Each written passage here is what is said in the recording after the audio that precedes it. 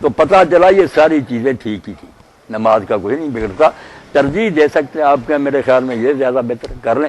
بالکل ٹھیک ہے، ترجیح تو دیتے ہیں، لیکن مسئلہ یہ ہے کہ اسی طریقے سے سنتیں چھوٹتی چھوٹتی ابھی تک یہ حالت یہاں پہنچی ہے. آپ یہ کہہ رہے ہیں کہ نہیں، چھوٹتے چھوٹے حالت نہیں پہنچی، سنتوں پر زور دینے سے پہنچی. اچھا، کہ سنت کو فرض بنا دیا. نہیں فرض تو کوئی بھی نہیں کہتا، زبان سے نہیں کہتے، عملاً بنایا ہوا. عملاً بنایا، ظاہر ہے وہ اختلافی مسائل پھر اس قدر ادھر ہمارے زور دے دیا.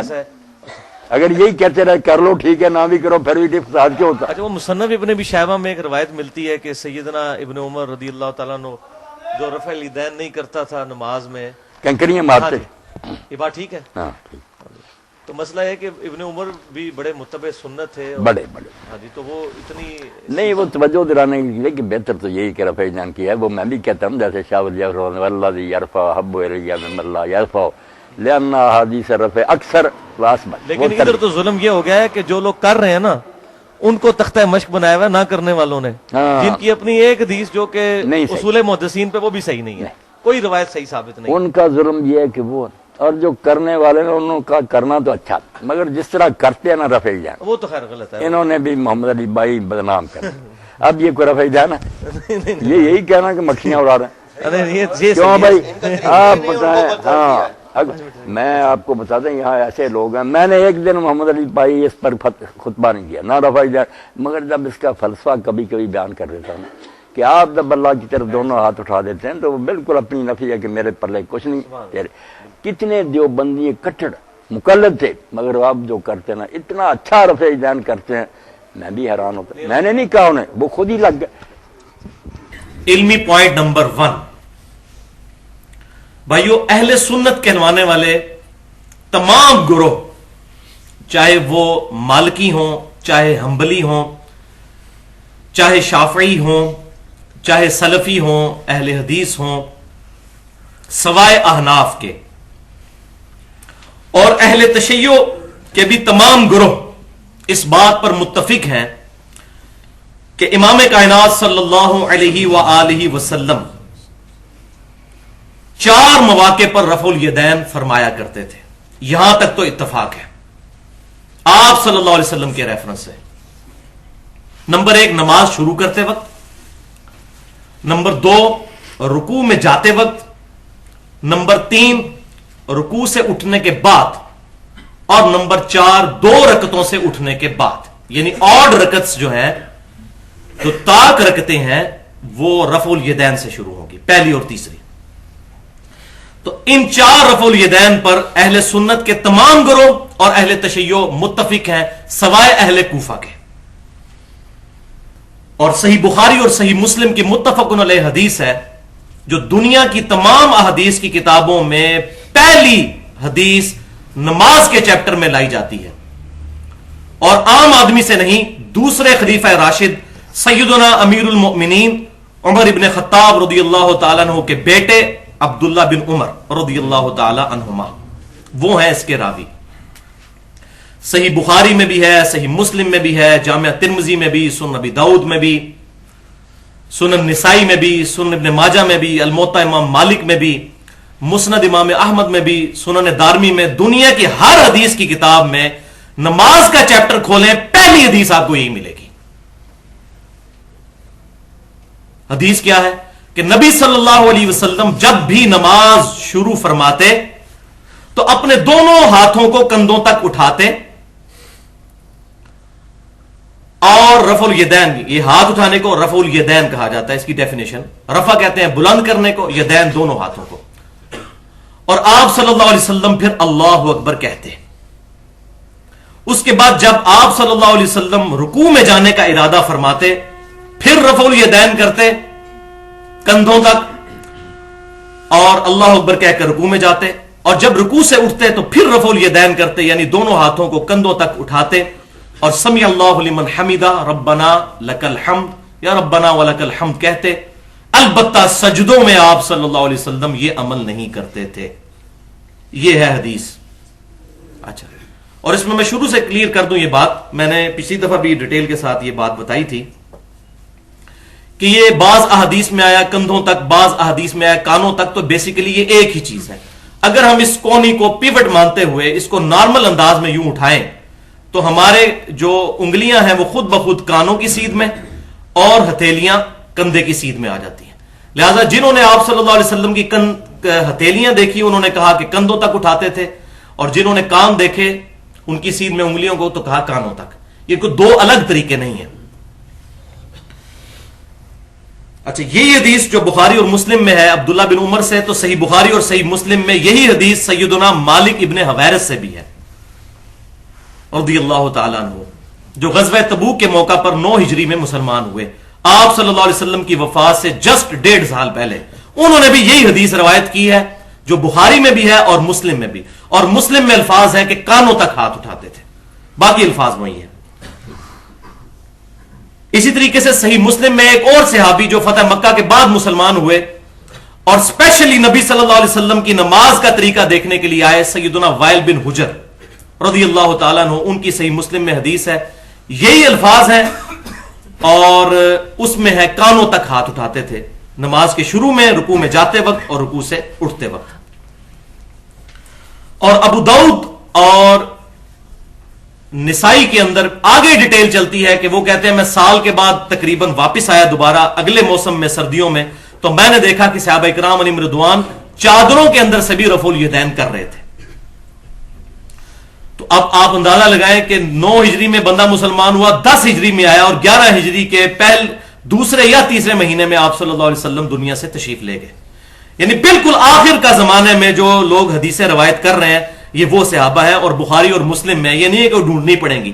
اور الحمدللہ بخاری اور مسلم کا ترجمہ تمام اہل سنت کہلوانے والے گروہ کر چکے ہیں، بریلوی ہوں، دیوبندی ہوں یا سلفی یعنی اہل حدیث ہوں. ان میں تو آ گیا پہلے 3 رفع الیدین کا ذکر، اور چوتھا رفع الیدین جو ہے اس کا ذکر جو ہے وہ صحیح بخاری میں 739 نمبر حدیث ہے، اور جامعہ ترمذی اور سنن ابی داؤد میں بھی موجود ہے سیدنا مولا علی رضی اللہ تعالیٰ عنہ سے. مولا کا مطلب دلی محبوب. اور ترمذی، ابو داؤد اور ابن ماجہ میں سیدنا ابو حمید سعدی رضی اللہ تعالیٰ عنہ سے کہ نبی صلی اللہ علیہ وسلم جب 2 رکعتیں پڑھ کر اٹھتے تھے تو پھر آپ صلی اللہ علیہ وسلم رفع الیدین فرمایا کرتے تھے دونوں ہاتھوں کے ذریعے. تو یہ تو ہو گئے 4 رفع الیدین.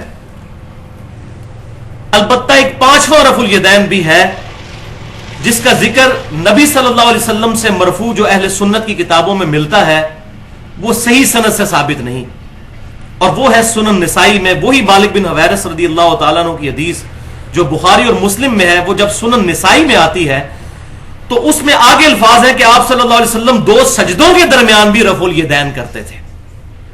لیکن وہ حدیث اصول محدثین پر ضعیف ہے کیونکہ اس میں قتادہ جو ہے مدلس ہے اور ان سے روایت کر رہے ہیں، اور یہ پیٹ رول ہے محدثین کا کہ مدلس کی ان والی روایت جو ہے وہ ضعیف ہوتی ہے جب تک کہ سما کی تصریح موجود نہ ہو. وہ یہ بتا نہ دے کہ میں نے کس سے سنی. یہ تدلیس کو میں آج انشاءاللہ آگے چل کے ایڈریس بھی کروں گا، یہ کس بلا کا نام ہے. تو بہرحال سما کی تصریح موجود نہیں ہے. اور دوسرا حکم یہ ہوا کہ کاتب کی غلطی سے جو ہمارے پاس سنن نسائی موجود ہے اس میں ایک راوی ہیں سعید، وہ شعبہ لکھے گئے، کیونکہ سعید اور شعبہ کو اگر لکھے نا عربی کے اندر تو اگر نقطے ہٹا دیے جائیں تو تقریباً ایک جیسا ہی نظر آتا ہے. چونکہ سنن نسائی اوریجنل کتاب جو ہے وہ سنن نسائی الکبرا ہے جو امام نسائی رحمۃ اللہ علیہ نے لکھی تھی، اس میں 11,770 احادیث ہیں، اور جو ہمارے پاس سنن نسائی ہے یہ ان کے شاگرد ابن سنی رحمۃ اللہ علیہ نے جمع کی تھی، اسی میں سے جو ہے آپ سمجھے ایکسٹریکٹ کر کے اس میں 5,761 احادیث ہیں. تو اوریجنل بک وہ ہے. اگر اس بک کو کھولیں تو اس میں انٹرنیشنل نمبرنگ کے مطابق 672 نمبر یہ حدیث ہے، اور ہماری والی جو سنن نسائی ہے اس میں 1086 ہے. اس کو اگر کھولیں تو اس میں آپ کو ملے گا کہ سعید نے روایت کی ہے قتادہ سے، اور قتادہ مدلس ہے. مدلس دونوں جگہ موجود ہے. اور یہی وہ سنن نسائی الکبرا ہے جس کا ایک چیپٹر خصائص علی بھی ہے، جس کی وجہ سے امام نسائی رحمۃ اللہ علیہ کو شہید کیا گیا. یہ بالکل صحیح سند سے ثابت ہے. تو اہل سنت کے ہاں کوئی ایسی حدیث صحیح سند سے ثابت نہیں، لہٰذا یہ وہ معاملہ ادھر ہی ٹھپا گیا جس کو اکثر لوگ کہتے ہیں جی وہ سجدوں میں بھی رفع الیدین تھا تو وہ آپ کیوں نہیں کرتے، وہ بھی منسوخ ہوا ہے تو باقی بھی ہو گئے. تو بھائیو سجدوں میں رفع الیدین نبی صلی اللہ علیہ وسلم سے صحیح سند سے ثابت ہی نہیں. اگر ثابت ہو تو ہم آج بھی کرنے کے لیے تیار ہیں، منسوخ کوئی نہیں ہوا. البتہ اب یہ آگے کڑوی بات، صحابہ اکرام میں سے ایک صحابی ہیں جن سے صحیح سند کے ساتھ سجدوں میں بھی رفع الیدین کرنا ثابت ہے، اور وہ عام صحابی نہیں، وہ ہے سیدنا انس ابن مالک رضی اللہ تعالیٰ عنہ، آپ صلی اللہ علیہ وسلم کو 10 سال تک وضو کروانے والے، اور آپ صلی اللہ علیہ وسلم کے ساتھ وہ بچپن میں ہی اٹیچ ہوئے، اور آپ صلی اللہ علیہ وسلم کی وفات کے بعد 82 سال تک زندہ رہے اور بصرہ میں 93 ہجری میں فوت ہوئے۔ اور ذخیرہ احادیث میں سب سے زیادہ احادیث روایت کرنے والے صحابہ میں ان کا نمبر تیسرا ہے، سیدنا ابو ہریرہ، سیدنا ابن عمر کے بعد رضی اللہ تعالی عنہم اجمعین۔ ان کے بارے میں امام بخاری رحمۃ اللہ علیہ جز رفع الیدین میں صحیح سند کے ساتھ 105 نمبر حدیث لے کر آئے ہیں کہ انس ابن مالک سجدوں میں بھی رفع الیدین کرتے تھے، بس ان کا عمل آیا ہے، انہوں نے اس کو مرفوع نہیں کیا نبی صلی اللہ علیہ وسلم سے، چونکہ مرفوع نہیں کیا لہٰذا یہ ان کا اپنا عمل ہے، اور جب صحابی سے کوئی عمل صحیح سند کے ساتھ ثابت ہو جائے تو اس پر پھر بدعت کا فتویٰ نہیں لگ سکتا۔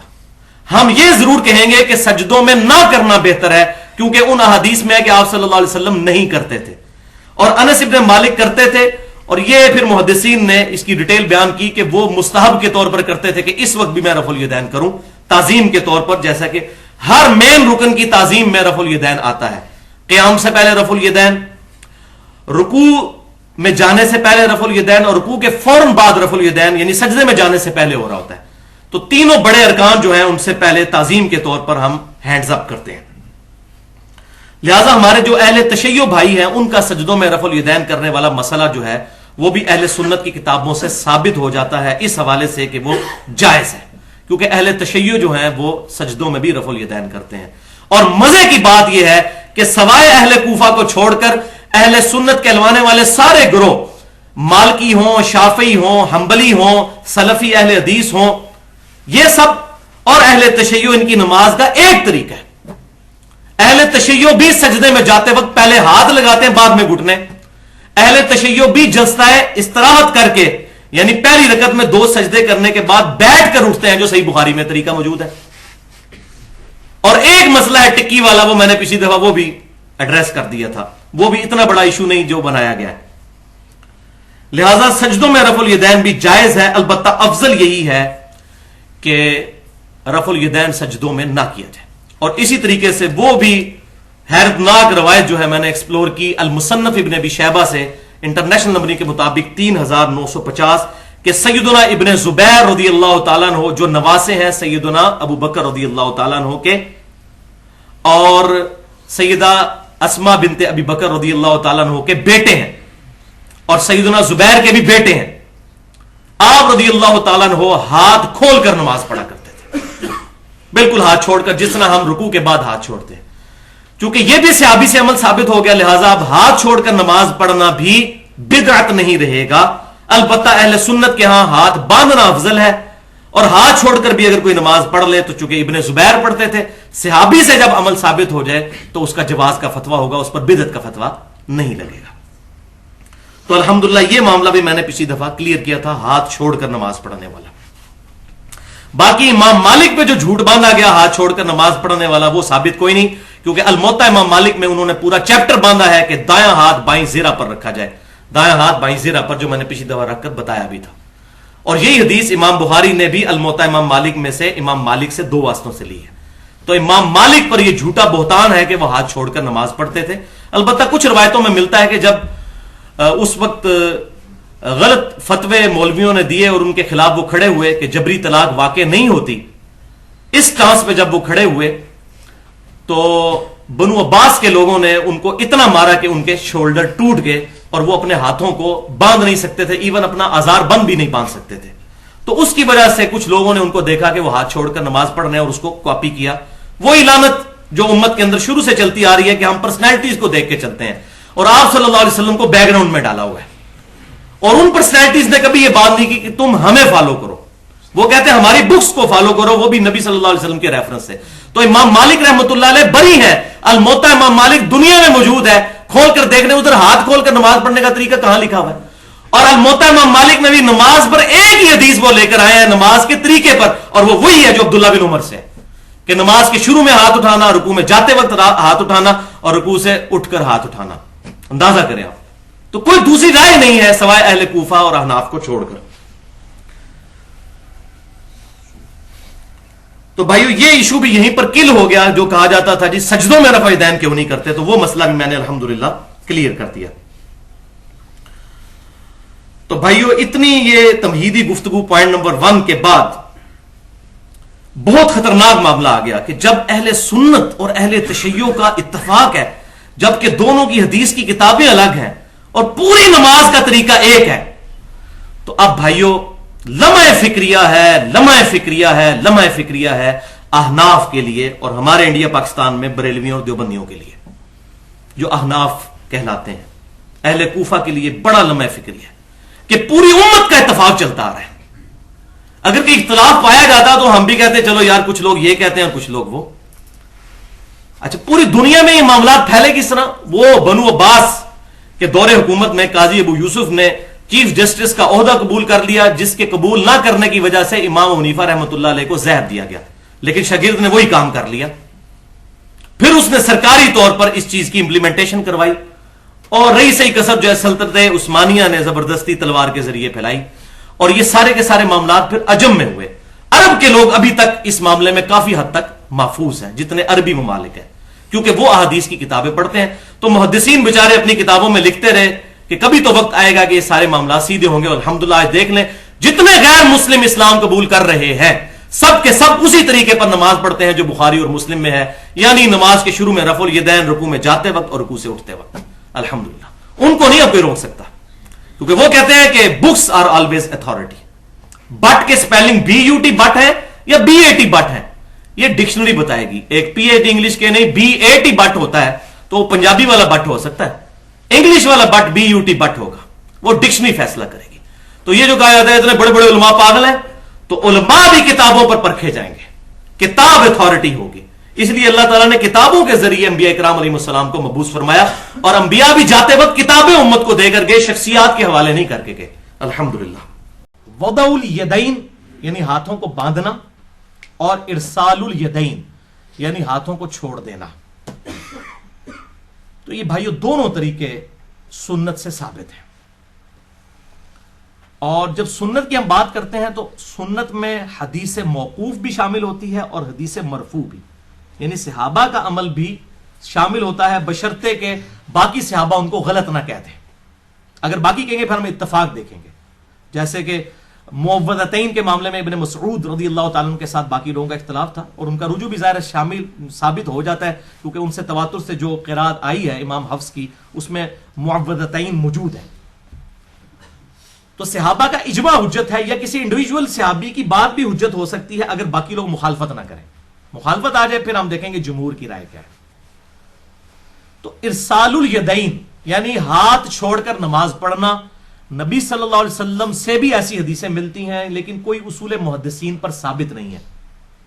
ایک حدیث ہے سنن طبرانی کے اندر کہ نبی صلی اللہ علیہ وسلم کبھی قیام میں ہاتھ چھوڑ کر نماز پڑھا کرتے تھے، کبھی ہاتھ باندھ کر، لیکن اس میں خصیب الجحدر راوی جو ہے، خصیب بن جحدر، یہ راوی جو ہے یہ کذاب راوی ہے، اس لیے اصول محدثین پر یہ روایت صحیح نہیں ہے۔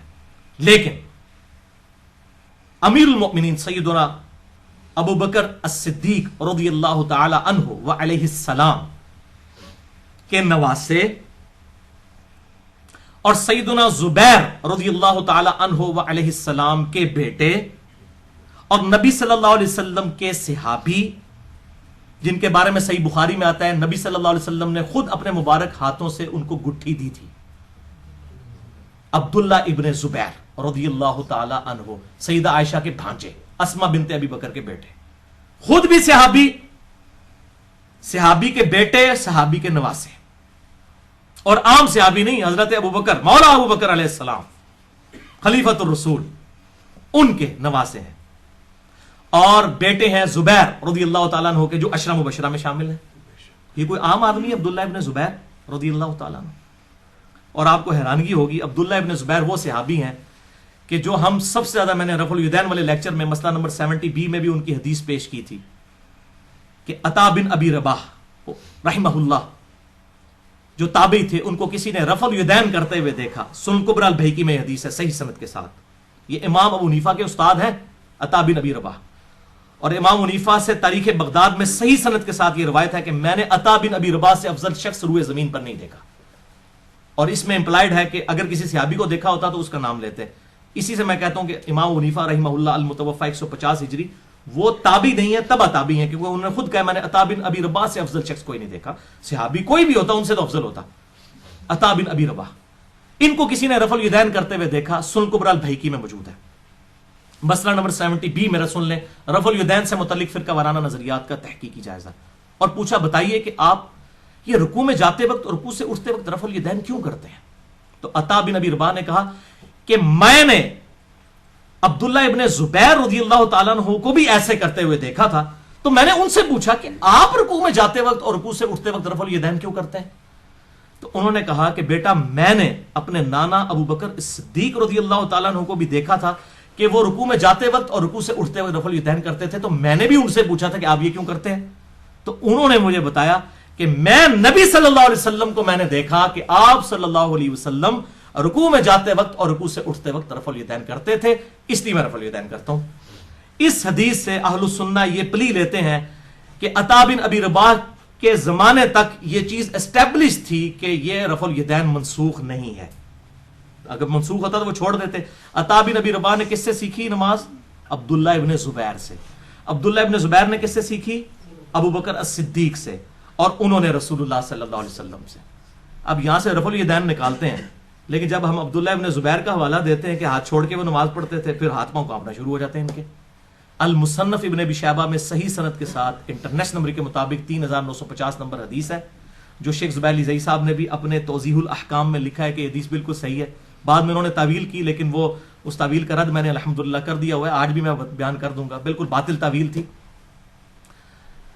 تو انہوں نے بھی لکھا یہ حدیث بالکل صحیح ہے کہ عبداللہ ابن زبیر رضی اللہ تعالیٰ عنہ نماز میں ارسال الیدین کرتے تھے، ہاتھ چھوڑ کر نماز پڑھا کرتے تھے. اب عبداللہ ابن زبیر نے کیا خود نماز ایجاد کی ہے؟ صحابی تھے. کس سے سیکھی؟ ابو بکر صدیق سے، اور انہوں نے نبی صلی اللہ علیہ وسلم سے. لہٰذا یہ انڈائریکٹلی چین ثابت ہوتی ہے ارسال یدین والی. اچھا، اب اس میں ایشو یہ کھڑا ہو جاتا ہے، وہ کہتے ہیں کہ جی ہو سکتا ہے کہ عبداللہ ابن زبیر کو پتہ ہی نہ ہو کہ ہاتھ باندھنا سنت ہے. تواڈے منڈے نوں پتہ ہے، تواڈے مولویوں نوں تنخواہ داراں نوں پتہ ہے کہ ہاتھ باندھنا سنت ہے کہ چھوڑنا. عبداللہ ابن زبیر نوں نہیں پتہ، جنہیں ابو بکر صدیق تو انہوں نے نماز سیکھی ہے علیہ السلام رضی اللہ تعالیٰ عنہ. تو اس کی پھکی بھی سن لیں. سنن ابی داؤد میں حدیث ہے، عبداللہ ابن زبیر کہتے ہیں کہ نبی صلی اللہ علیہ وسلم ہمیں نماز کی حالت میں یہ حکم دیتے تھے کہ ہم دایاں ہاتھ بائیں کے اوپر رکھیں، یا یہ الفاظ ہیں کہ دایاں ہاتھ بائیں پہ رکھنا سنت ہے. یہ الفاظ ہے. عبداللہ ابن زبیر کو پتا ہے کہ دایاں ہاتھ بائیں پہ رکھنا سنت ہے. اب ان سے تو سنت ڈھکی چھپی کوئی نہیں تھی. جو میرا موقف ہے کہ ہاتھ باندھنا بھی سنت ہے، ہاتھ چھوڑ کر بھی یہ سنت بڑا سٹرانگ ہے. یہ بہت موقف سٹرانگ ہے، ورنہ دوسرا موقف بڑا خطرناک ہے. میرے پاس شیخ زبیر صاحب کے کچھ جو ہے وہ شاگرد اور معتقد لوگ آئے، انہوں نے میرے ساتھ اس معاملے پہ بحث کی. میں نے کہا جی ایک ایسا صحابی جسے یہ پتا ہے کہ دایاں ہاتھ بائیں پہ رکھنا سنت ہے اور وہ پھر بھی ہاتھ چھوڑ کر نماز پڑھ رہا ہے، تو اس کا کیا رزلٹ نکلتا ہے؟ ایک رزلٹ تو یہ نکلے گا کہ ہاتھ باندھنا منسوخ ہو چکا ہے، تبھی تو ہاتھ چھوڑ کے نماز پڑھ رہے ہیں نا. اس کو آپ یہ تو نہیں کہیں گے ان تک حدیث نہیں پہنچی، وہ تو خود روایت کر رہے ہیں اور صحیح حدیث ہے سنن ابی داؤد میں. شیخ زبیر صاحب نے اس پہ صحت کا حکم لگایا ہوا ہے. اچھا، یہ تو سیدھا سیدھا رزلٹ نکلتا ہے. یا دوسرا پھر ساڈے والا مان لو کہ وہ بھی سنت تے اے بھی سنت. تسی روندے پہ ہو گئے رکوع کے بعد ہاتھ باندھنے چاہیے کہ نہیں؟ بھائی پہلے والے ہاتھ باندھنے پہلے سنبھالو، وہ بھی اتھوں پہ جانا جائے. تسی رکوع دے بعد والی گل دی کر کرو جڑی کہ سعودی عرب دے مولویاں نے بدعت شروع کر دیتی ہے، انہوں چھڈو. پہلے والے پہلے سنبھالو کہ پہلے والا بھی بچتا ہے کہ نہیں. ابن زبیر رضی اللہ تعالیٰ عنہ خود راوی ہے کہ دایاں ہاتھ بائیں پہ رکھنا سنت ہے، اور پھر وہ خود ہاتھ چھوڑ کے نماز پڑھتے ہیں. تو اس کے دو ہی معنی ہوں گے، یا تو یہ ہاتھ چھوڑنا جو ہے یہ ہے بعد والی سنت اور ہاتھ باندھنے والی سنت منسوخ ہے، یا دوسرا یہ ہے کہ یہ دونوں طریقے سنت ہے. اور مصنف ابن ابی شیبہ میں پورا باب ہے ان صحابہ اور تابعین کا بیان جو ہاتھ باندھ کر نماز پڑھتے تھے، پھر اس کے بعد باب ہے ان صحابہ اور تابعین کا بیان جو ہاتھ چھوڑ کر نماز پڑھتے تھے. Clear cut. شیخ زبیر صاحب نے کہا اس سے مراد رکوع کے بعد ہاتھ چھوڑنا ہے، حالانکہ امام ابن ابی شیبہ نے اس پہ باب باندھا ہے ان صحابہ اور تابعین کا بیان جو ہاتھ چھوڑ کر نماز پڑھتے تھے، اور ان کا بیان جو اس میں رکوع کے پہلے اور بعد کا ذکر ہی نہیں انہوں نے کیا، وہ تو قیام کی بات کر رہے ہیں. اچھا، لیکن انسان تو پھر غلطی کھا جاتا ہے نا. اب شیخ زبیر صاحب کو جب الیاس گھومن کا سامنا ہوا تو انہوں نے دوسرے رسالے میں اور بات کر دی. الیاس گھومن صاحب نے یہ پلی لی کہ جی جو چیپٹر پہلے باندھے جاتے ہیں نا وہ حدیثیں منسوخ ہوتی ہیں اور بعد والی جو ہے اس کی ناسخ ہوتی ہیں. ٹھیک ہے, تو شیخ زبیر صاحب نے 5 مثالیں دی حدیث کی کتابوں سے کہ جس میں ناسخ و منسوخ والا چکر نہیں, لیکن محدثین کے باب اس ترتیب سے ہیں. اس میں ایک مثال انہوں نے یہ دی, انہوں نے کہا الیاس گھومن صاحب اگر یہ بات ہے نا تو امام ابن ابی شیبہ نے پہلا باب باندھا ہے ہاتھ باندھ کے نماز پڑھنے کا بیان, اور دوسرا باب باندھا ہے ہاتھ چھوڑ کر نماز پڑھنے کا بیان. لہٰذا اس کے تحت تو ہاتھ باندھنا منسوخ ہے. ادھر اس کو پھکی دینی تھی تو انہوں نے مان لیا کہ رکوع کے بعد والا نہیں قیام والا ہے, اور ادھر یہ کر گئے. اللہ تعالیٰ ان کی غلطی معاف کرے, اور میں سمجھتا ہوں ان کی حق گوئی جو ہے ان کی غلطیوں پر بھاری تھی. لیکن یہ میں ان لوگوں کے لیے پھکی دے رہا ہوں جو مجھے کہتے ہیں میں شیخ زبیر صاحب کا اندھا مقلد, نعوذ باللہ, میں کسی کا مقلد نہیں ہوں. میں نے ان کی غلطیاں اور بھی پکڑی ہیں, یہ بھی پکڑی ہیں. اور میں نے جب شیخ زبیر صاحب کے وہ جو معتقد آئے ہوئے تھے 5-6 لوگ, ان کو جب بتائی وہ ہنسنے لگ پڑے, کہتے ہیں بات تو آپ کی ٹھیک ہے کہ یہ ایسے ہی ہے. تو یہ بات بھائیو حق ہے. عبداللہ ابن زبیر رضی اللہ تعالیٰ عنہ ہاتھ چھوڑ کر نماز پڑھتے تھے, اور میرا خیال اس میں یہ ہے کہ چونکہ وہ بنو امیہ کے مخالف تھے, اور بنو امیہ جو ہیں وہ جان بوجھ کر ایک ہی سنت کو جاری کرتے تھے, دائیں ہاتھ بائیں پہ رکھنے والی, دوسری سنت کو وہ چھوڑتے تھے. تو وہ جان بوجھ کر ایسا عمل کرتے تھے تاکہ یہ سنت بھی مردہ نہ ہو. جیسا کہ سیدہ ام حبیبہ کے بارے میں آتا ہے, ابو سفیان رضی اللہ تعالیٰ عنہ کی بیٹی اور ہماری ماں اور حضرت معاویہ بن ابی سفیان کی بہن رضی اللہ عنہم اجمعین, کہ ان کے جب والد فوت ہوئے, بخاری اور مسلم دونوں میں آتا ہے, 3 دن جب گزر گئے تو انہوں نے اپنے جسم پہ لا کے رنگ دار خوشبو ملی. تو لوگوں نے کہا تھوڑا پیو مر گیا, تسی خوشبو مر. انہوں نے کہا میں یہی بتانا چاہتی ہوں کہ اللہ کے محبوب صلی اللہ علیہ وسلم نے فرمایا تھا کہ جو عورت اللہ اور یوم آخرت پر ایمان رکھتی ہے اس کے لیے جائز نہیں ہے کہ وہ کسی میت کے اوپر سوگ کرے 3 دن سے زیادہ, سوائے اپنے خاوند کے 4 مہینہ 10 دن. میرا باپ فوت ہوا ہے, 3 دن سے زیادہ سوگ نہیں ہوگا, اور میں نے یہ خوشبو میں لی ہے تھوڑا قبلہ درست کرنے واسطے. حالانکہ وہ نہ بھی کرتی, لیکن انہوں نے اعلانیہ یہ کام کیا, جان بوجھ کے ایسا کام کیا جس سے کسی کا قبلہ درست ہو. اور عبداللہ ابن زبیر بھی جان بوجھ کے ہاتھ چھوڑ کے نماز پڑھتے تھے. اچھا اب جب یہ باتیں لوگ کرتا ہوں کہ آپ بھی پڑھتے ہیں, میں جی پڑھتا ہوں جناب, اہل حدیث کی مسجد میں پہلی صف میں کھڑے ہو کے پڑھتا ہوں. پھر ہمیں تو ڈر کوئی نہیں ہے, اسی تو 302 چل دی پھر دی, آ جاؤ. یہاں بھی کچھ مولوی میرے خلاف ہوئے, میں نے کہا اپنے مولوی صاحب کا فتویٰ پڑھو. شیخ عبدالعزیز بن عبداللہ بن باز مفتی اعظم سعودی عرب 66 سال تک رہے, ان کا فتویٰ ہے کہ ہاتھ باندھ کر نماز پڑھنا بھی سنت ہے, ہاتھ چھوڑ کر نماز پڑھنا بھی سنت ہے. اچھا بلکہ امام مالک کی جو ماننے والے ہیں نا, مالکی, ان کے نزدیک تو ہاتھ باندھ کے نماز پڑھنا منسوخ ہے, اور وہ حوالہ المدونۃ الکبریٰ سے لے کر آتے ہیں. ہمارے نزدیک وہ کتاب ثابت نہیں ہے صحیح سند کے ساتھ. بہر المدونۃ الکبریٰ میں امام مالک کا یہی فتویٰ ہے کہ میں نے اہل مدینہ کو, صحابہ کی اولاد کو ہاتھ چھوڑ کے نماز پڑھتے ہوئے پایا ہے. اب مالکی کہتے ہیں ان کی کتاب ہے, اس کو فالو کرتے ہیں, اس لیے مالکی ہاتھ چھوڑ کر نماز پڑھتے ہیں. سوڈان پورا ہی تقریباً ہاتھ چھوڑ کے نماز پڑھتا ہے, فلسطین والے بھی, اور ادھر یہ سارے یہاں اہل تشیع بھی پڑھتے ہیں, ہاتھ چھوڑ کے نماز پڑھتے ہیں. یہ اہل سنت اہل تشیع کا ایشو نہیں ہے. البتہ الموطا امام مالک جو ہے کتاب, اس میں ہے کہ دائیں ہاتھ بائیں پہ رکھنا سنت ہے. میرا موقف یہ ہے کہ دائیں ہاتھ بائیں پہ رکھنا بھی سنت ہے, اور ارسال الیدین کرنا بھی سنت ہے. یہ دونوں طریقے سنت ہیں. ہم الحمدللہ دونوں طریقوں پر عمل کرتے ہیں. اور یہ دائیں ہاتھ بائیں زرہ کے اوپر رکھیں گے اس طریقے سے, ناف کے نیچے نہیں رکھا جائے گا, نہ یہ ادھر رکھا جائے گا, یہ ادھر رکھا جائے گا جو طریقہ ہے, اور ارسال الیدین کرنے والا. اب اس حوالے سے حق گوئی میں نے جو ہے الحمدللہ کر دی ہے. اور اس میں ایک اور بھی معاملہ سن لیں, بہت خطرناک چیز ہے, وہ میں آپ کو بتا دوں. سیدنا ابو حمید سعدی کی جو حدیث ہے 10 صحابہ والی, وہ ڈیسائسو حدیث ہے ویسے.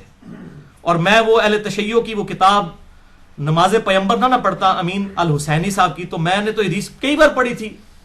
میں تو ساروں کی کتابیں پڑھتا ہوں. اگر ہماری کتاب سے کوئی حوالہ دے رہا ہے تو میں نہیں کہوں گا تسی بھائی یہ حوالہ کی تو دیتا ہے. بھائی ابو داؤد میری کتاب ہے, مجھے حوالہ دیا جائے گا تو میں مانوں گا. بخاری مسلم میری کتابیں ہیں, میں رفع الیدین کی حدیثیں بھی مانوں گا, اور بنو امیہ کی بدمعاش حکومت کے خلاف والی حدیثیں بھی مانوں گا. مجھے تو کوئی تکلیف نہیں, میں کوئی منکرین حدیث تو نہیں ہونا. باقی تو ساری منکرین حدیث ہیں, تقریباً سارے مکاتب فکر کے لوگ, اکثر یہ جو ہے منکرین حدیث ہو چکی ہے, اپنے مطلب کی حدیثیں مانتے ہیں. اور دکھ سب سے زیادہ مجھے غصہ آتا ہے اہل حدیث کے اوپر, کیونکہ بریلوی دیوبندیوں نے تو پہلے ڈکلیئر کر دیا ہم تو اپنے بزرگ بابوں کے پیچھے. اہل حدیث نام بھی حدیث کا لیں پھر بھی اپنے بابوں کے پیچھے چلیں, انہوں تو میں نہیں چھڑتا. اور گستاخانہ عبارتوں میں مجھے سب سے زیادہ غصہ بریلوی دیوبندیوں پہ آتا ہے, اہل حدیث پہ کام آتا ہے. میں کہتا ہوں خصوصاً بریلویوں کے اوپر کہ آپ کو تو کہا گیا سارے گستاخ رسول ہیں, اور تواڈے جو بابیاں دے میں گستاخیاں کڑیاں نے, ہن مامے انہاں دا دفاع کردے ہو تسی. اشرف علی رسول اللہ تانوں غلط نظر آندا سی, ہن چشتی رسول اللہ دا دفاع کردے ہو. تو ہر معاملے میں مجھے پھر غصہ آتا ہے اس حوالے سے. شیعوں پہ بھی آتا ہے جب یہ صحابہ پر لعن طعن کرتے ہیں. میں کہتا ہوں یار تم ایک طرف کہتے ہو معاویہ کو مانتے نہیں ہیں, دوسری طرف وہی بدعت جو ان کے دور میں جو ہے ممبروں پر مولا علی علیہ السلام پہ لعنت شروع ہوئی, تم اسی کی پھر دفاع کرنے, اسی سلسلے کو آگے لے کے چل رہے ہو. تو تم تو شیعان معاویہ اور شیعان علی تو ہے ہی نہیں ہو. تو ساروں کے معاملہ ہے. یہ غصہ جو ہے کسی ایک کے اوپر نہیں ہوتا.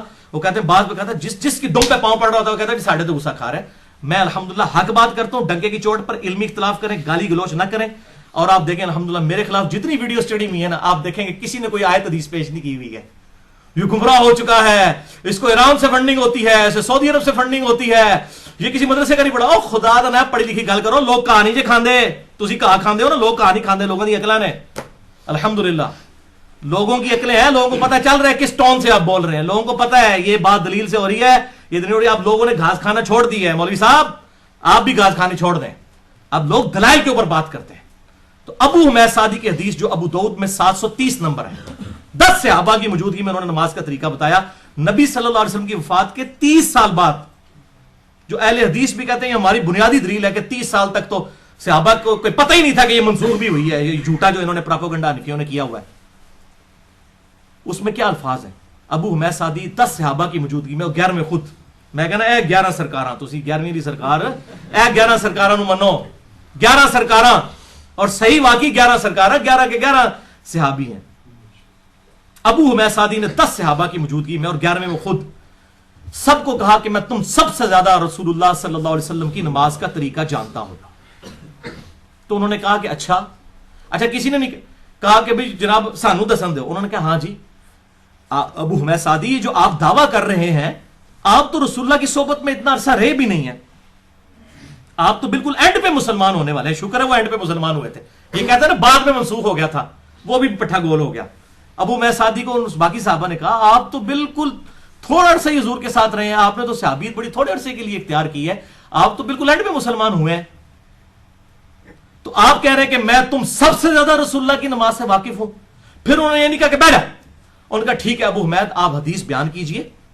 سنن ابی داؤد کی طریق میں بیان کر رہا ہوں, ترمذی میں بھی ہے لیکن ابو داؤد والی 730 نمبر, مشکات میں بھی موجود ہے لیکن وہ ابو داؤد والا طریق نہیں ہے, وہ ہے طریق ہے ترمذی والا, ابن ماجہ اور ترمذی کا. میں ابو داؤد 730 نمبر, جس سے شیخ البانی, شیخ زبیر لیزئی, سب محدثین اس کو صحیح کہتے ہیں. امام ترمذی نے خود کہا ہے اس حدیث کو حسن صحیح, خالی حسن نہیں, حسن صحیح.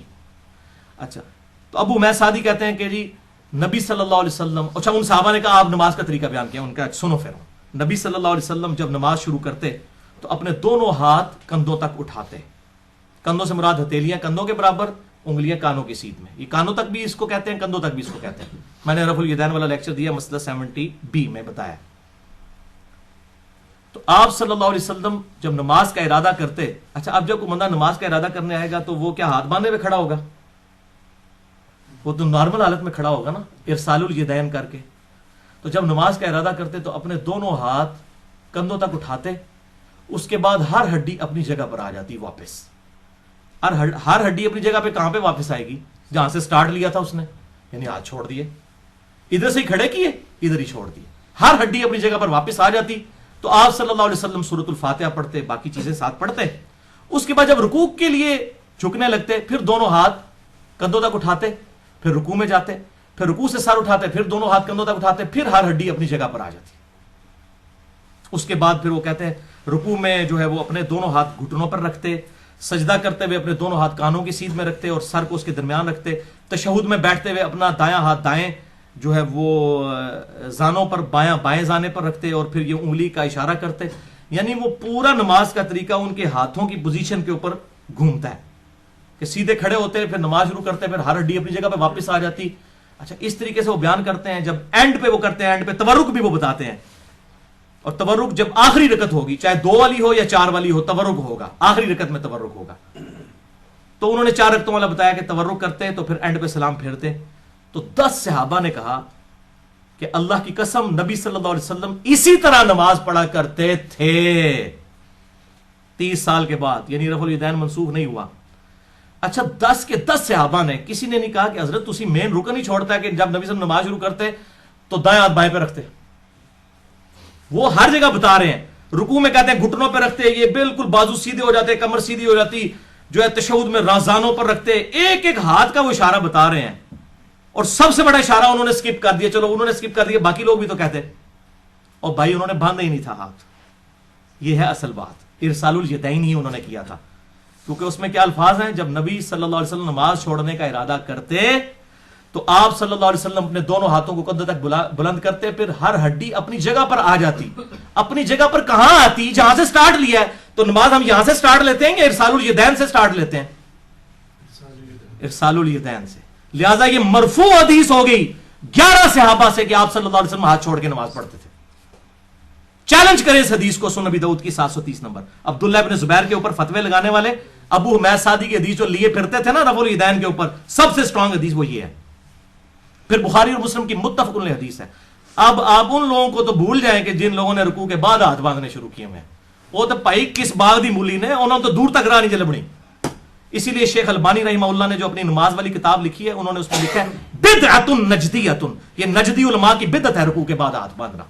یہ شیخ البانی محدث اعظم سعودی عرب، انہوں نے یہ لکھا ہے بدعۃ نجدیۃ، رکوع کے بعد ہاتھ باندھنا.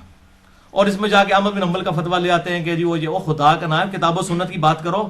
احمد بن حنبل نے کیا فتویٰ دیا ہے؟ انہوں نے کہا میں سمجھتا ہوں کوئی حرج نہیں. انہوں نے حدیث پیش کی ہے کہ رکوع کے بعد ان سے پوچھا کہ ہاتھ باندھ لیے رکوع میں، کہتے ہیں میں کوئی حرج نہیں سمجھتا. تو بھائی احمد بن حنبل ہوں یا امام ابو حنیفہ ہوں، دونوں جو ہے وہ کتاب و سنت کے دلائل پہ پیش ہوں گے. ان کا فتویٰ ذاتی ہے، وہ ہمارے لیے کوئی حجت تو نہیں ہے. خدا کے لیے کتاب و سنت کے دلائل کی بات کریں. یہ والی باتیں چھوڑ دیں جو یہ کہتے ہیں فلاں کا فتویٰ فلاں کا فتویٰ. یہ امت کا اجماع ہے ارسال الیدین کے اوپر. ارسال الیدین پہ اجماع ہے امت کا. حنفی، شافعی، مالکی، حنبلی، اہل تشیع، اہل سنت، سب کے سب رفع جو ہے وہ ارسال الیدین کرتے ہیں رکوع کے بعد. رکوع کے بعد والے ارسال الیدین کے اوپر اجماع ہے. پہلے والے کے اوپر 2 آراء ہیں باندھنے، اور بعد والے پہ سب کا اجماع ہے. یہ میرا دعویٰ آپ دیکھ لیں، عملی تواتر مسلمانوں کا ہے. ورنہ جب رفع الیدین چھوڑا تو امام بخاری نے جز رفع الیدین لکھی کہ نہیں؟ اور یہاں پوری امت نے رکوع کے بعد ہاتھ باندھنا چھوڑ دیا بقول ان علماء کے. تو کسی صحابی نے کسی محدث نے کتاب کیوں نہیں لکھی ہے کہ پوری امت گمراہ ہو چکی ہے، رکوع کے بعد ہاتھ باندھنے چاہیے؟ یہ سنت چھوڑ دی ہے لوگوں نے. کسی نے ہاں جب چھوڑی تو کتاب بھی آ گئی ہے. شیخ البانی نے کتاب لکھ دی ہے کہ یہ بدعت کی ہے انہوں نے. جدو کام پایا نے ادو دیکھ لو کتاب بھی آ گئی ہے. جس طرح امام بخاری نے جز رفع الیدین لکھی تھی، جب رفع الیدین کے لوگ دشمن پیدا ہوئے، اب رکوع کے بعد ہاتھ بندھوانے شروع کیے تو شیخ البانی نے کتاب لکھ دی ہے الحمدللہ. اور بخاری اور مسلم کی متفق علیہ حدیث ہے. وہ جو صحابی تیزی سے جنہوں نے نماز پڑھی تھی، اس میں کیا الفاظ ہیں؟ آپ صلی اللہ علیہ وسلم نے فرمایا جو نماز آپ نے فرمایا سکون کے ساتھ وضو کرو، پھر قیام کرو، اور قیام کے بعد بالکل سیدھے کھڑے ہو جاؤ. بالکل سیدھے کھڑے. یہ بالکل سیدھا کھڑا ہونا یہ ہوتا ہے؟ نہیں. پھر ابو حمید سعدی کی حدیث جو بخاری میں آتی ہے نا 10 صحابہ والی، اس کی ایک مختصر طریق بھی بخاری میں موجود ہے جو وہ لوگ لیتے ہیں جو رفع الیدین کے منکر ہیں. وہ کہتے ہیں دیکھیں جی اس میں تو صرف پہلے رفع الیدین کا ذکر ہے، ابو حمید سعدی نے باقی رفع الیدین کا ذکر ہی نہیں کیا، لہذا ابو داؤد ترمذی کو فارغ کرتے ہیں. اور بھائی وہ امام بخاری نے اس پہ باب باندھا ہے تورک کا بیان چوتھی رکعت میں کیسے بیٹھنا ہے. وہ انہوں نے صرف وہ طریق لیا ہے جس میں تورک کو بیان کیا جا رہا ہے. اس میں تو تورک بھی آتا ہے. اس میں الفاظ ابو حمید سعدی کے وہی ہیں کہ نبی صلی اللہ علیہ وسلم جب نماز کے لیے کھڑے ہوتے تو آپ صلی اللہ علیہ وسلم دونوں ہاتھ کندھوں تک اٹھاتے، اور پھر آپ صلی اللہ علیہ وسلم بالکل جو سیدھے کھڑے ہو جاتے، پھر رکوع کے بعد بھی سیدھے کھڑے ہو جاتے. اس میں بھی سیدھا سیدھا یہی اشارہ ہے کہ ارسال الیدین کرتے تھے. لہذا ارسال الیدین بھی سنت ہے، وضع الیدین بھی سنت ہے، جس کو ہم اردو میں وضع الیدین کہیں گے، ہاتھوں کو باندھنا بھی. یہ دونوں طریقے سنت ہیں. اور تابعین کئی ہیں جو کہ کرتے ہیں. مصنف ابن ابی شیبہ جو ہے الحمدللہ اب ترجمہ اس کا آ چکا ہے، اس میں آپ یہ پڑھ سکتے ہیں. لہذا یہ معاملہ بھی میں نے بالکل کلیئر کر دیا. اور یہ جو رکوع کے بعد ہاتھ باندھنے والا مسئلہ ہے وہ بھی میں نے بالکل کلیئر کر دیا. بھائی تسی بات دی گل کر رہے ہو، پہلے والے پہلے سنبھالو، پہلا بھی بچتا ہے کہ نہیں. اگر آپ کہیں گے نا پہلے والا تو پھر وہ منسوخ سمجھا جائے گا. میرے والا موقف ٹھیک ہے کہ دونوں طریقے سنت ہے، اور اس سنت کو ادا کریں. میں روزانہ الحمدللہ یہ سنت ادا کرتا ہوں. کئی بار نفلی نمازوں میں ارسال الیدین کرتا ہوں. اور یہاں پر یہ بھی پھکی لے لیں، 2 سجدوں کے درمیان رفع الیدین بھی ثابت ہے. جز رفع الیدین میں امام بخاری نے لکھا ہے 105 نمبر روایت ہے کہ انس ابن مالک جو 10 سال آپ صلی اللہ علیہ وسلم کو وضو کرواتے رہے، وہ 2 سجدوں کے درمیان بھی رفع الیدین کرتے تھے. لہٰذا میرا یہ موقف ہے کہ شیعہ اور سنی کی نماز کا طریقہ ایک ہے سوائے حنفیوں کے، باقی سب کی نماز کا طریقہ ایک ہے. ارسال الیدین وضع الیدین والا ایشو ختم ہو گیا. اب آ جائے شیعہ سنی. شیعہ بھی نماز شروع کرتے وقت ہاتھ اٹھاتے ہیں یوں انگلیاں کانوں تک اور یہ کندھوں تک، اس کے بعد وہ ارسال الیدین کرتے ہیں. ہمارے ہاں بھی ہے. رکوع میں جاتے وقت شیعہ بھی رفع الیدین کرتے ہیں، رکوع سے اٹھتے وقت بھی کرتے ہیں، 2 سجدوں کے درمیان بھی کرتے ہیں. اہل تشیع بھی پہلے ہاتھ لگاتے ہیں بعد میں گھٹنے. اہل سنت بھی، اہل سنت سے مراد جو واقعی ٹرو سنی ہے، ٹونیوں کی بات نہیں کر رہا میں، ان کی بات کر رہا ہوں اہل الحدیث کی جو ٹرو سنی ہے. وہ پہلے ہاتھ لگاتے ہیں اس کے بعد گھٹنے لگاتے ہیں. اس طریقے سے تورک چوتھی رکعت میں وہ بھی کرتے ہیں. اہل تشیع بھی پہلی اور تیسری رکعت میں بیٹھ کے اٹھتے ہیں اور دوسرے جو ہیں حنفی وہ ڈائریکٹ اٹھتے ہیں. اور بخاری میں موجود ہے 6251 نمبر جو میں نے علماء عرب کے خلاف پیش کی کہ علماء عرب نے یہ جلسہ استراحت چھوڑ دیا ہے، جبکہ صحیح بخاری میں حکم ہے کہ جب تو دوسرا سجدہ کرے پھر بیٹھ جائے اور پھر بیٹھ کے دوسری رکعت کے لیے کھڑا ہو. اچھا اس میں کہتے ہیں جی ترمذی میں ایک روایت ہے کہ آپ صلی اللہ علیہ وسلم جو ہے وہ پنجوں کے بال اٹھتے تھے. خدا کے لیے آپ ترمذی کھول کے پڑھیں، امام ترمذی نے ساتھ ہی لکھا یہ روایت ہی جعلی ہے. وہ مفتی اکمل صاحب بھی بیان کر رہے ہوتے ہیں، دیوبندی بھی بیان کر رہے ہوتے ہیں، آگے نہیں بتاتے کہ امام ترمذی لکھا ہے روایت ہی جعلی ہے کہ یہ جو پنجوں کے بال اٹھنے والی. اور صحیح بخاری میں واضح موجود ہے آپ صلی اللہ علیہ وسلم خود بھی عمل ہے اس وقت تک نہیں بیٹھتے جب تک جو ہے وہ بیٹھ نہ جائیں، اٹھتے نہیں تھے. کہتے ہیں جی بوڑھے ہو چکے تھے، نعوذ باللہ یہ جھوٹ بولا، میں نے وہ مسئلہ نمبر 122 میں ان کا منہ توڑا ہے. اور دوسری طرف آپ نے تعلیم فرمایا ہے ایک صحابی کو کہ دوسرا سجدہ بھی کر، بیٹھ اور پھر اٹھ. پھر کچھ لوگوں نے اردو میں ترجمہ کیا تو وہ ترجمہ ہی دوسرا جلسہ استراحت ہی اسکپ کر دیا. پھر لوگ مجھے ای میل کر رہے ہوتے ہیں بھائی عربی پڑھو آپ کو پتہ چل جائے گا کہ دو جلسہ استراحت اس حوالے سے موجود ہے. علماء عرب کا یہ مسئلہ ہے. یہ 3 مسئلے ان کے غلط ہیں. وہ رکوع میں جاتے وقت، سجدے میں جاتے وقت پہلے گھٹنے لگاتے ہیں، وہ روایت ضعیف ہے. اس میں شریک القاضی جو ہے مدلس سے ان سے روایت کر رہے ہیں، پہلے ہاتھ لگانے چاہیے. دوسری ان کی غلطی رکوع کے بعد ہاتھ باندھنے والی ہے. اور تیسرا وہ لوگ جو ہیں وہ اس معاملے کے اندر جو اٹھتے ہوئے بھی یہ غلطی کرتے ہیں اور جلسہ استراحت کو چھوڑ بیٹھے ہوئے. تو الحمدللہ باقی جو ان کی صحیح بات ہے وہ ٹھیک ہے. اور حنفی ان کے حوالے دے رہے ہوتے ہیں تو بھائی پھر عرب کے اندر تو اقامت بھی اکیلی ہوتی ہے، تو آپ اکیلی اقامت شروع کروائیں نا، وہ نہیں کروائیں گے. تو بھائی آپ عرب عجم کو چھوڑیں، یہ بکش مسلمان بنے، کتاب و سنت کے دلائل کو پڑھیں، باقی لوگوں کے معاملات جو ہے لوگوں تک رہنے دیں. تو یہ معاملہ بھی ارسال الیدین وضع الیدین کا کلیئر ہوا. کوئی تسلی ہوگی جائے اور کوئی شے آ جائے.